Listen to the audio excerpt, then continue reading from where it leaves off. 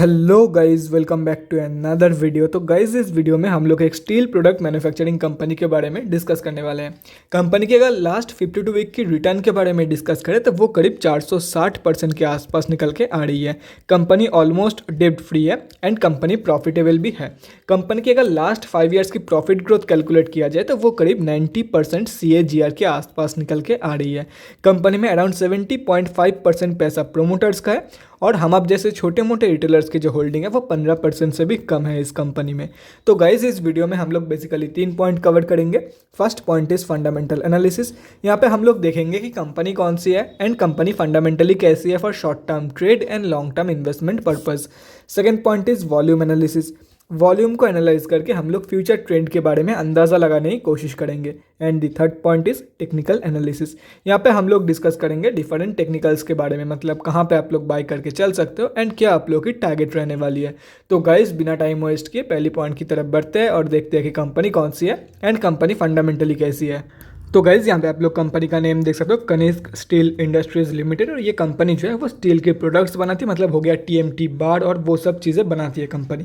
Company के बारे में अगर कोई भी चीज़ डिटेल में जाननी हो तो कंपनी के वेबसाइट में जाके आप लोग डेफिनेटली चेक कर सकते हो। कंपनी सिर्फ और सिर्फ BSE में लिस्टेड है।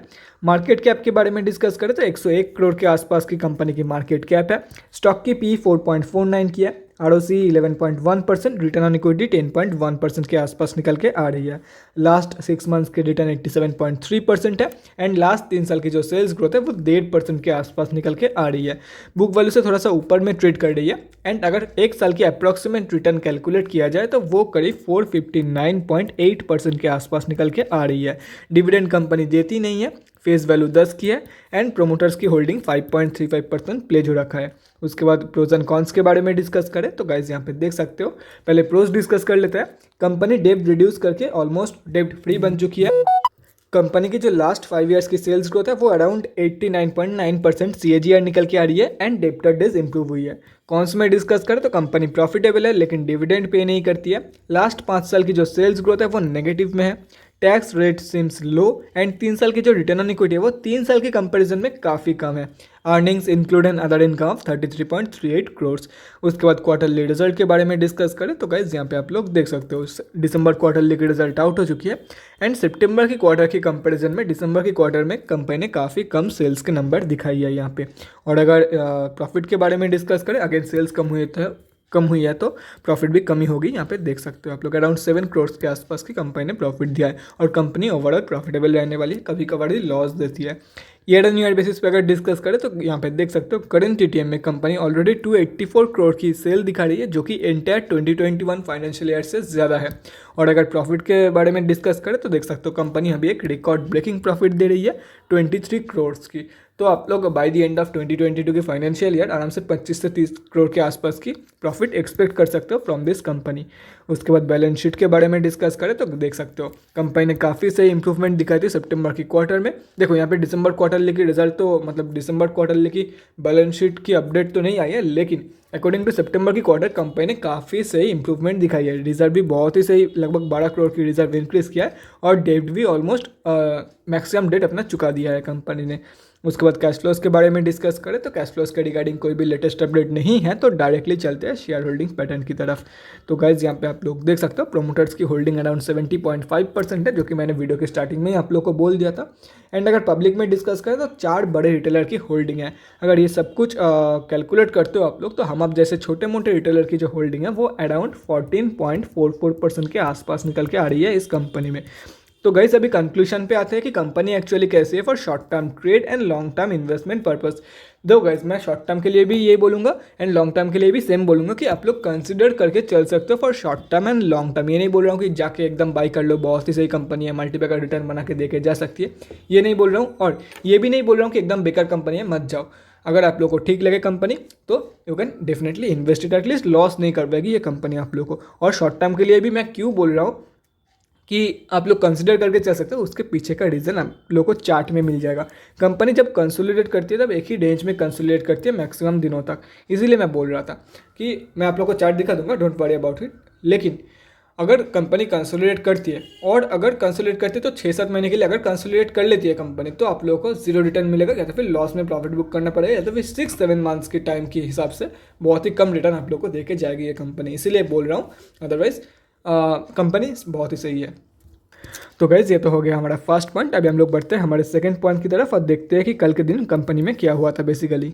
तो गाइज यहाँ पे हम लोग बीएससी के वेबसाइट पे आ चुके हैं। कंपनी सिर्फ और सिर्फ बीएससी में लिस्टेड है, तो हम लोग आ चुके हैं यहाँ पे। और कंपनी जो है वो बीएससी के ग्रुप एक्सटी में लिस्टेड है, मतलब इसमें इंट्राडे ट्रेड लेना अलाउड नहीं है। अभी जिन लोगों को नहीं पता है उन लोगों को मैं बता देता हूँ कि बीएससी के एक्सटी ग्रुप में जितने भी सारे कंपनियाँ लिस्टेड होती है उनमें इंट्राडे ट्रेड लेना अलाउड नहीं होती है। तो डिलीवरी परसेंटेज तो 100 ही निकल के आएगी, लेकिन हम लोग को देखना ही है कि कितने क्वान्टिटी में ट्रेड लिया गया था। तो देख सकते हो ऑलमोस्ट 6800 क्वान्टिटी के आसपास कंपनी में ट्रेड लिया गया था कल के दिन, देख सकते हो। और इस नंबर देख के ये जो सिर्फ और सिर्फ 6000 क्वांटिटी में ट्रेड लिया गया है, ऑलमोस्ट 7000 क्वांटिटी में सिर्फ और सिर्फ ट्रेड लिया गया है, ये नंबर देख के कुछ भी जज मत करना। हो सकता है कि कंपनी की जो एवरेज वॉल्यूम है वो इतना ही आता हो। तो हम लोग बीएससी के डेली चार्ट पे चलते हैं और देखते हैं कि ये जो वॉल्यूम है, क्या ये कंपनी की एवरेज वॉल्यूम है, एवरेज से ज़्यादा है या एवरेज से कम। और उसके साथ साथ हम लोग ये भी देखेंगे कि कहाँ पे आप लोग बाई करके चल सकते हो, एंड क्या आप लोगों की पोटेंशियल टारगेट्स रहने वाली है फॉर स्विंग ट्रेड। तो गाइस बिना टाइम वेस्ट किए बीएससी के डेली चार्ट की तरफ बढ़ते हैं।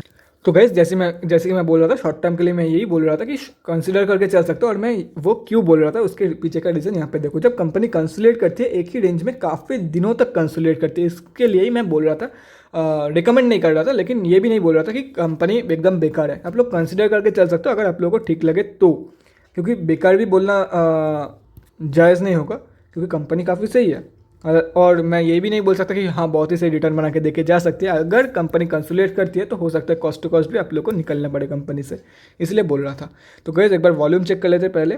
तो देखो गाइस, जैसे कि मैं बोल रहा था कि कंपनी में अराउंड 7000 के आसपास की एवरेज ही वॉल्यूम है, एवरेज वॉल्यूम ही 7000 के आसपास की है। तो नंबर्स देख के कुछ भी जज करना ठीक नहीं है। एंड अगर कल के बारे में डिस्कस करें तो कल कंपनी ऑलमोस्ट लोअर सर्किट में क्लोजिंग करी है, 35 रुपीज़ के आसपास कंपनी ट्रेड कर रही है। और चार्ट से आप लोगों को साफ पता लग रहा होगा कि कंपनी एक फॉलिंग वेज की पैटर्न फॉर्म कर रही है, या तो फिर एक सिमेट्रिकल डिसेंडिंग ट्रायंगल की पैटर्न फॉर्म कर रही है कंपनी। तो wait for the breakout, breakout के बाद ट्रेड लेना है, ब्रेकआउट के बाद नहीं, ब्रेकआउट के बाद जब कंपनी रिट्रेसमेंट देगी तब ट्रेड लेना है for the upper target. Wait for the breakout, जब कंपनी ऐसे ब्रेकआउट के बाद रिट्रेसमेंट लेके ऊपर जाएगी तो फर्स्ट टारगेट है 49.7 एंड सेकंड टारगेट इज 55.55। और अगर डायरेक्टली आप लोग ब्रेकआउट के बाद खरीदते हो तो फर्स्ट टारगेट ये रहा, सेकंड टारगेट ये रहा, थर्ड टारगेट ये रहा। बहुत लोग मुझसे पूछ सकते हैं कि ये ऐसा भेदभाव क्यों, जब कंपनी सिर्फ और सिर्फ ब्रेकआउट दे रही है तब फर्स्ट टारगेट ये हो गया, सेकंड टारगेट ये एंड थर्ड टारगेट ये, और जब रिट्रेसमेंट के बाद बाई कर रहा हूँ तो डायरेक्टली इस टारगेट के लिए मुझे बाई करना है, ऐसा क्यों। तो देखो सिंपल से रीज़न है, मैं हर एक वीडियो में तो नहीं, मतलब जिसने भी वीडियोस में इतने सारे ये सेम पैटर्न जनरेट होती है, तो फिर कोई सा भी पैटर्न जनरेट हो रही है वो सब वीडियो में मैं ये पॉइंट बोलता हूँ। और वो पॉइंट जो है बहुत ही कॉमन पॉइंट है, लेकिन बहुत लोगों को नहीं पता है। देखो अगर कंपनी कोई सा भी पैटर्न फॉर्म कर रही है, पहले समझ लेते हैं कि रिट्रेसमेंट क्या होता है। ब्रेकआउट के बाद ब्रेकआउट दो तरीके के होते हैं, एक होता है प्रॉपर ब्रेकआउट एंड एक होता है फेक आउट। 90% ब्रेकआउट्स और फेक आउट्स, ठीक है। रिट्रेसमेंट दे दिया है कंपनी ने, मतलब कंपनी ब्रेकआउट 100% तो नहीं बोल सकते, लेकिन 90% कन्फर्म कि कंपनी ने ब्रेकआउट दे दिया है। और ब्रेकआउट अगर प्रॉपर ब्रेकआउट होता है तो जो पैटर्न की ब्रेकआउट हुआ है, अगर नीचे की तरफ ब्रेकआउट होती है तो उस पैटर्न का जो लो है उसके नीचे कंपनी ज़रूर क्लोजिंग करेगी, और अगर ऊपर की तरफ ब्रेकआउट हो रही है तो उस पैटर्न के ऊपर कंपनी डेफिनेटली क्लोजिंग करेगी।